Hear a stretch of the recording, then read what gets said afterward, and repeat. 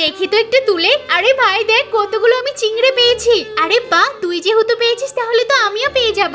আমার মতো চিংড়ি পেতে গেলে কিন্তু তোর সময় লেগে যাবে। আরে যা পাবো ওতেই যথেষ্ট। এবার তুলে তো দেখি। এই দেখ, একবারে যদি এতগুলো পাই তাহলে তোর মতো পেতে আমার বেশি সময় লাগবে না। এই কাঁকড়া চিংড়ি দিয়ে রেসিপি কিন্তু দারুণ করা যায়। হ্যাঁ চল তাহলে বাড়িতে, আগে রান্না বান্না করে খেতে হবে। প্রথমত এই চিংড়িগুলোকে ভালো করে বেছে নিতে হবে। এর যে কাটা অংশটা আছে সেটাকে ফেলে দিতে হবে। আমি তো পুরো চিংড়ির খোলাটাই ফেলে দিয়েছি, চিংড়ির যে ভিতরের অংশটা আছে সেটাই নিয়েছি। এই চিংড়ির মাংসগুলোকে কিমা করে কেটে নিলাম। এই তো পুরো পুরো পিস পিস হয়ে গেছে। এবার এতে একটু চালের গুঁড়ো দিয়ে এটাকে ভালো করে মেখে নেব। এই তো খুব সুন্দর করে মাখা হয়ে গেছে। এবার এটাকে আমার কেটে নেওয়ার পালা। এটা কিছুক্ষণ সিদ্ধ করার পর আমি স্লাইস করে কেটে নেব।